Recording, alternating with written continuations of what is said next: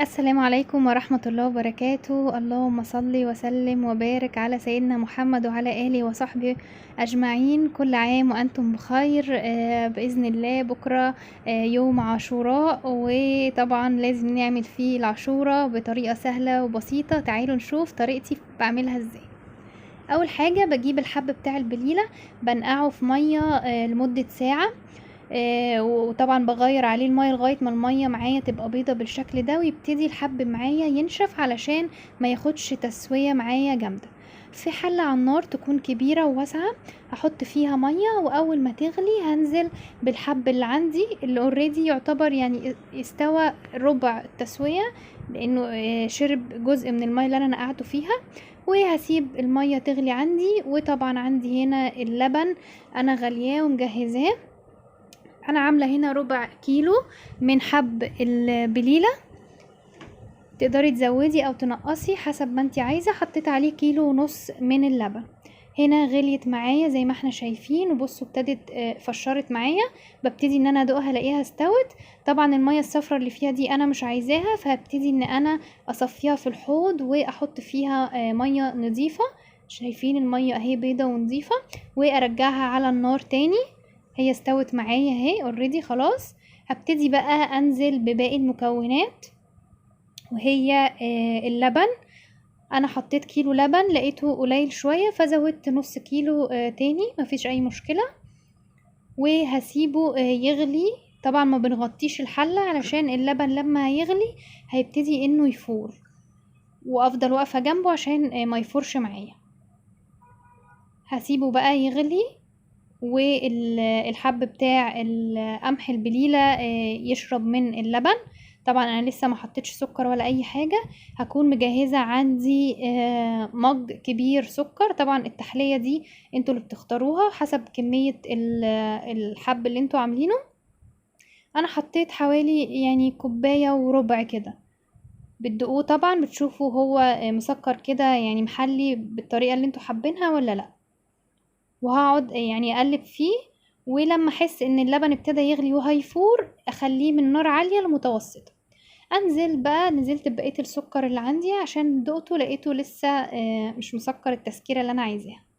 ابتدى يغلي معايا، وطيت عليه النار من عالية لمتوسطة عشان ما يفرش معايا، ونزلت بكيس كريم شانتيه. بيدي طعم حلو قوي، بيعزز الطعم بجد. يعني وصفة مغذية جدا، حلوة للأطفال وللكبار، وطعمها لذيذ. والمناسبة بتاعتها عاشورة. وما تنسوش تصلوا على النبي، اللهم صل وسلم وبارك على سيدنا محمد وعلى آله وصحبه وسلم. ببتدي بقى اقلب الكريم شانتيه عشان ما يعملش تكتلات معايا. هيدوب بكل سهولة، مفيش اي مشكلة. طبعا ابتديت اقلل النار اقل من كده كمان.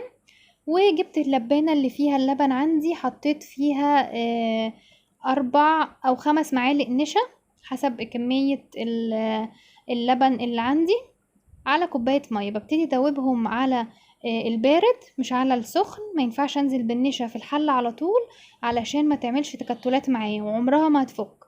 بدوبها الاول لوحدها بره على البارد، وبعد كده انزل على الحلة زي ما احنا شايفين كده. نزلت بكل الكمية وهبتدي اقلب. مجرد ما نزلت بيها بصوا المعلقة تقيلة معايا، بيبتدي اوريدي خلاص يتقل. حطيت السكر بتاعي، حطيت الكريم شانتيه تقدروا تستغنوا عنه. اخر حاجة بحطها النشا. خلاص خد السمك اللي هو تمام معايا. بطفي عليه بقى، وبجيب المغرفة. بصوا ما شاء الله سمكها حلو. انا بحب السمك ده، وبحب ان الحب بتاع القمح بتاع البليلة يكون كتير في الطبق. في ناس مش بيحبوه كتير فهتكتروا اللبن، انا بحبه كتير.